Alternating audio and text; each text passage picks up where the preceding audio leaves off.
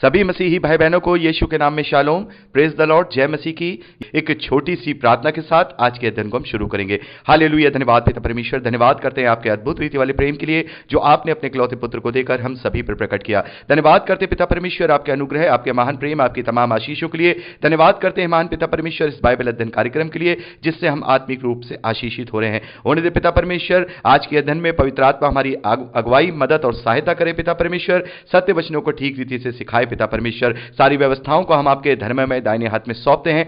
आप हमारी मदद और अगुवाई कीजिए पिता परमेश्वर। सारा आदर देते हैं, सारी महिमा देते हैं और इस प्रार्थना को यीशु के सामर्थ्य और पवित्र नाम में मांगते हैं, आमीन। एक बार फिर से आप सभी का स्वागत है। हम अध्ययन कर रहे हैं यूहन्ना का सुसमाचार, उसके 6ठे अध्याय को, और समय है कि उसके 60वें वचन से हम आगे बढ़े। तो अभी हमने देखा कि कैसे प्रभु यीशु मसीह उन लोगों को बता रहे थे कि तुम मेरे पीछे इसलिए नहीं आ रहे हो कि तुम्हें आत्मिक बातें चाहिए, बल्कि इसलिए आ रहे हो कि तुम्हें मैंने रोटियां खिलाई, मैंने तुम्हें भोजन कराया। इस नाशवान भोजन के पीछे मत जाओ। तुम्हारे बाप दादाओं ने भी मन्ना खाया, चट्टान से पानी पिया और वो मर गए, लेकिन स्वर्ग से उतरी हुई रोटी मैं हूं जो तुम्हारी आत्मिक भूख और प्यास को मिटाएगी और तुम उस अनंत जीवन के भागी बनोगे। तुम हमेशा हमेशा की जिंदगी के भागी बन जाओगे। केवल तुम्हें मुझ पर विश्वास करना है, मुझे अपने अंदर ग्रहण करना है। तो यहां प्रभु यीशु मसीह जब ये सब बातें अपने चेलों को बता रहे हैं, जो लोग उसके पीछे आ रहे हैं, तब उसके चेलों में से बहुत सारे 60वें वचन में ये बातें सुनकर प्रभु से कहने लगे, हे प्रभु, ये बातें बहुत कठोर हैं, इसे कौन सुन सकता है, इन पर कौन चल सकता है। प्रभु यीशु मसीह ने अपने मन में यह बात जान करके कि मेरे चेले आपस में इस बात पे बहुत कुड़कुड़ा रहे हैं, तो उनसे पूछा, क्या जो बातें मैंने तुम्हें बताई हैं, क्या वो तुम्हें ठोकर लगाती हैं? यदि तुम मनुष्य के पुत्र को जहां वह पहले था वहां ऊपर जाते देखोगे तो क्या होगा? तो प्रभु कह रहे हैं, आज मैं तुम्हें बता रहा हूं, आज तुम इस बात को कठोर समझ रहे हो, इस बात को तुम परेशान हो रहे हो इस बात के लिए, लेकिन जब तुम अपनी आंखों से मुझे बादलों में हो करके जहां से मैं आया था स्वर्ग से, स्वर्ग में उठाया हुआ देखोगे, जाता हुआ देखोगे, तब क्या होगा? तब तुम सोचोगे कि हाय, हमने क्यों नहीं विश्वास किया।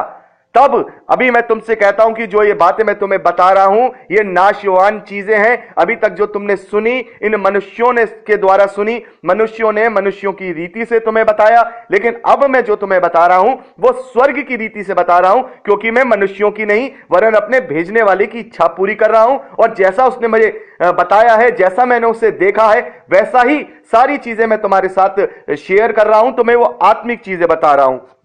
तब प्रभु कहते हैं, आत्मा तो जीवनदायक है, शरीर से कोई लाभ नहीं। जो बातें मैंने तुमसे कही हैं वह आत्मा है और जीवन भी है। तो अभी हमने देखा जो प्रभु यीशु मसीह ने ये सारी बातें अभी जो कही, ये मांस खाना, लहू और जीवन की रोटी, तो प्रभु ने कहा आत्मा जीवनदायक है। जो तुम्हारे अंदर आत्मा है उसमें जीवन है। इस शरीर में जीवन नहीं है, इस प्राण में जीवन नहीं है। ये दोनों अलग होंगे, इन दोनों का अस्तित्व खत्म हो जाएगा। इस शरीर के पीछे भाग रहे हो, जितने दिन इसे खिलाओगे, पिलाओगे, मुस्टंडा बनाओगे, ये शरीर तुम्हारा साथ छोड़ जाएगा और इसका अंत हो जाएगा। आत्मा जीवनदायक है, आत्मा को ही जीवन मिलेगा। अब ये तुम्हारे ऊपर निर्भर करता है कि तुम्हारी आत्मा को किस प्रकार का जीवन चाहिए, परमेश्वर की सहभागिता का जीवन या फिर अनंत काल की पीड़ा का जीवन जो गंधक की झील में तुम्हें मिलेगा। तो यहां प्रभु यीशु मसीह कह रहे हैं, आत्मा में ही जीवन है, शरीर से कोई लाभ नहीं। जो बातें मैंने तुम्हें बताई हैं वो आत्मिक है, वो आत्मा है, वो जीवन है, और जीवन भी उसी में है कि जिन बातों पर, जो बातें मैंने तुम्हें बताई हैं, उन पर विश्वास करो। प्रभु कहते हैं 64वें वचन में, परंतु तुम में बहुत सारे ऐसे हैं जो विश्वास नहीं करते, क्योंकि यीशु पहले से ही जानता था कि जो विश्वास नहीं करते वे कौन है और कौन मुझे पकड़वाएगा। 65वें वचन में कहते हैं, इसलिए मैंने तुमसे कहा था कि जब तक पिता की ओर से यह वरदान ना दिया जाए तब तक वह मेरे पास नहीं आ सकता।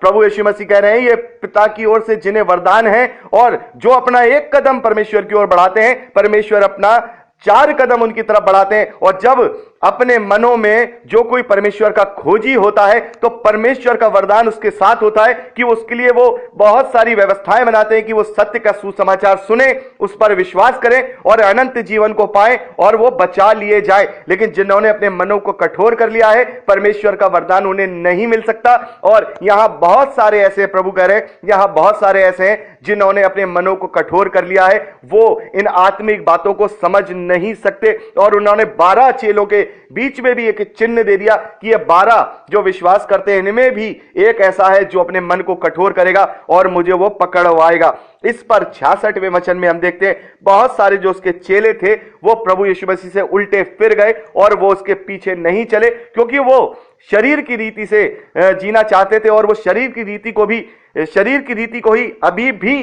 वो बड़ा समझ रहे थे। और यही हम देखते हैं मसीही विश्वासियों के अंदर कि वो बड़े उत्साहित होकर के प्रभु को ग्रहण करते हैं, बड़े उत्साहित होकर के प्रभु के सत्य के वचन को जानते हैं, सीखते हैं, लेकिन जब उनके जीवन में थोड़ी बहुत परीक्षाएं शैतान के द्वारा हो या फिर परमेश्वर के द्वारा कोई परीक्षाएं उनके जीवन में आती हैं तो वो क्या करते हैं, वो उनसे घबरा जाते हैं और संसारिक रीति को ही बड़ा समझ के परमेश्वर से दूर हो जाते हैं। और अब कोई हमें दूसरा उद्धार नहीं मिलने वाला है। यदि हमने एक बार प्रभु के हल पे हाथ रख दिया है तो फिर हम अपना हाथ उस हल से पीछे नहीं हटा सकते। जैसा प्रभु ने बताया कि जो दुष्ट आत्मा होती है यदि किसी से निकलती है तो फिर वो 7 और दुष्ट आत्माओं को लेकर के आती है, और जब वो व्यक्ति जो दुष्ट आत्मा से पीड़ित था उसके अंदर वो 7 आत्माएं और पैठ कर जाती है तो उसकी हालत पहले से भी ज्यादा बुरी हो जाती है। तो जो मसीही विश्वासी हैं यदि वो अपने विश्वास में कमजोर हो जाते हैं, यदि वो अपने विश्वास को खो देते हैं तो उनकी हालत पहले से भी ज्यादा बदतर हो जाती है, क्योंकि वो अब आत्मिक दंड को भोगते हैं। जैसा पौलुस ने कहा कि परमेश्वर ने उन्हें छोड़ दिया जिन्होंने परमेश्वर को जानना नहीं चाहता कि वो अनुचित कार्य करे, उनके निकम्मे मन पे परमेश्वर छोड़ देता है। तो यहां पर हमने देखा कि प्रभु के जो बहुत सारे चेले थे वो लौट गए और तब यीशु ने उन 12 से कहा, क्या तुम भी चले जाना चाहते हो? शिमोन पतरस ने उसको उत्तर दिया, हे प्रभु, हम किसके पास जाएं? अनंत जीवन की बातें तो तेरे ही पास हैं और हमने विश्वास किया है और हम जान गए हैं कि तू परमेश्वर का पवित्र जन है। तो यहां पर प्रभु यीशु मसीह उन 12 चेलों से भी पूछते हैं, क्या तुम भी लौट जाना चाहते हो? बहुत सारे लोग लौट गए, लेकिन वो चेले जानते हैं। इसमें पतरस ने प्रभु को उत्तर दिया कि प्रभु, हम जानते हैं, हमने विश्वास किया है, अनंत जीवन तेरे पास है, अनंत जीवन की बातें तेरे पास है, हमें कहां जाए? हम जानते हैं इस दुनिया में और कोई ना जन्मा है, ना कभी जन्म लेगा, ना कभी आएगा जो हमें अनंत जीवन की बातें बता सके, केवल तू ही है। और प्रकाशित वाक्य में लिखा है, ना इस धरती पे, ना इस धरती के नीचे, ना स्वर्ग में कोई ऐसा नाम है जिसके विश्वास करने के द्वारा हम उद्धार को प्राप्त कर सकते हैं। केवल एक ही नाम है और जिसका नाम है प्रभु यीशु मसीह। तो ये बात चेले जानते हैं कि हम ये विश्वास करते हैं कि केवल तू ही है जिस पर हम विश्वास करेंगे और हमें अनंत जीवन मिलेगा। यहां 70वें वचन में प्रभु कहते हैं, क्या मैंने तुम 12 को नहीं चुना? तो भी तुम में से एक व्यक्ति शैतान है। यह उसने शिमोन इस्करियोती के पुत्र यहूदा के विषय में कहा था, क्योंकि यह वही है जो उन 12 में से एक था जिन्होंने प्रभु को पकड़वाया था। प्रभु कहते हैं कि मैंने तुम्हें चुना है ये जानते हुए कि तुम में से एक ऐसा है जो शैतान के रास्ते पे जाएगा, मुझे पकड़वाएगा, लेकिन मेरा कार्य है, मैं इसीलिए आया हूं कि मैं बचाऊं। लेकिन अब तुम अपने ही विवेक के द्वारा, अपने चुनने के अधिकार के द्वारा अब तुम चुन सकते हो। तुम्हारे पास ऑप्शन है। तुम 12 थे, तुम अभी बहुत सारे थे, हजारों की भीड़ थी, उसमें से बहुत सारे लौट गए। अब मैं तुम 12 से पूछा, तुमने भी कहा नहीं हम नहीं लौटेंगे, तुम अपनी इच्छा से बने रहे। लेकिन तुम में भी एक ऐसा है जो विश्वासघाती है, लेकिन फिर भी मैं उसके साथ हूं। तो प्रभु यीशु मसीह ने अपने अनुग्रह को अपने चेलों को इस तरीके से बताया कि चाहे तुम किसी भी रीति से इस धरती पे जी रहे हो, लेकिन मैं और मेरा पिता हमेशा तुम्हारी बाट जोते हैं। मैं और मेरा पिता हमेशा यही चाहते हैं और पिता की तो इच्छा यही है, इसीलिए तो उसने मुझे भेजा है कि तुम मुझ पर विश्वास करो और अनंत जीवन पाओ। पिता की इच्छा यही है कि ज्यादा से ज्यादा उसकी सहभागिता के लिए लोग बचाए जाएं। तो यहां पर हमने 6ठा अध्याय कंप्लीट कर लिया। अब समय है कि हम उसके 7वें अध्याय की ओर चलें और मैं चाहूंगा कि आप इसके पहले वचन से लेकर के 9वें वचन तक पढ़ लीजिए। आशा करता हूं कि आपने इसे पढ़ लिया होगा। प्रभु आपको आशीष दे।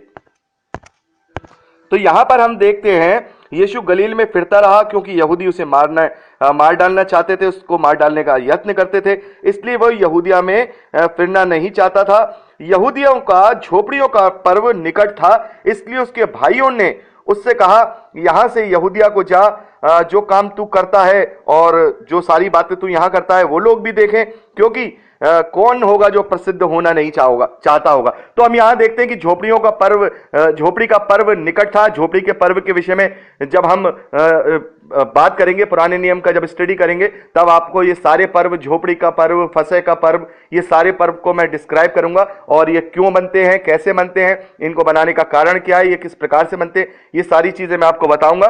तो यहां झोपड़ियों के पर्व में, जो झोपड़ियों का पर्व आने वाला है, तो प्रभु के जो भाई हैं, प्रभु के भाई हैं, उसको कह रहे हैं भाई ऐसा करो, तुम यहूदिया में जाओ, जो काम तुम यहां गलील में दिखा रहे हो, ये कार्य तुम जाकर के वहां दिखाओ।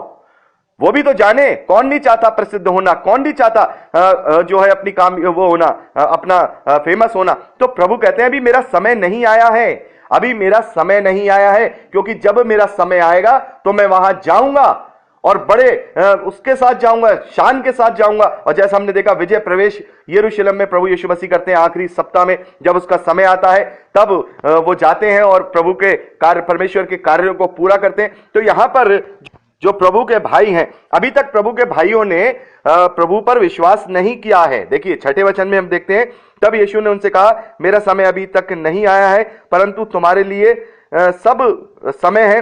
संसार तुमसे बैर नहीं कर सकता, परंतु वह मुझसे बैर करता है, क्योंकि मैं उसके विरोध में हूं। मैं ये गवाही देता हूं कि उनके काम बुरे हैं। तुम पर्व में जाओ, मैं अभी इस पर्व में नहीं जाता, क्योंकि अभी तक मेरा समय पूरा नहीं हुआ है।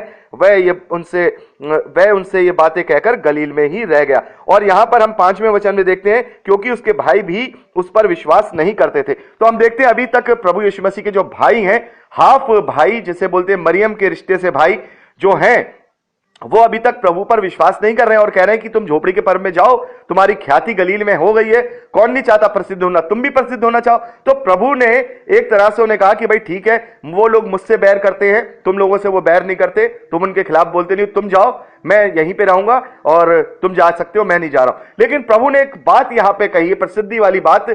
तो यहां पर प्रभु ने कहा भी मेरा समय नहीं आया है। तो यहां प्रभु अपनी प्रसिद्धि करवाने के लिए वहां पर ये सारे कार्य नहीं कर रहे थे, बल्कि अपने पिता की इच्छा को पूरा करने के लिए वो कार्य कर रहे थे। और जब उनका समय नहीं आया है कि वो यरूशलेम की तरफ जाएं, तो इसीलिए उन्होंने मना कर दिया कि मैं जो खुल करके, जिसे बोलते हैं अभी ओपनली, मैं वहां नहीं जाऊंगा। लेकिन 10वें वचन में हम देखते हैं, जब उसके भाई पर्व में चले गए तो वह स्वयं भी प्रकट में नहीं, परंतु मानो गुप्त रूप से वहां गया। लेकिन यहां पर हम देखते हैं कि यहां यूहन्ना जो सुसमाचार लिख रहे हैं, वो कह रहे हैं कि वो झोपड़ी के पर्व में गया, लेकिन गुप्त रूप से और मानो गुप्त रूप से। देखिए एक शब्द देखिए, मानो गुप्त रूप से। तो बहुत सारे स्कॉलर ऐसे यहां पर हमें बहुत सारे लोग डिफाइन करते हैं कि प्रभु यीशु मसीह वहां जो गए थे वो शारीरिक रूप से नहीं गए थे।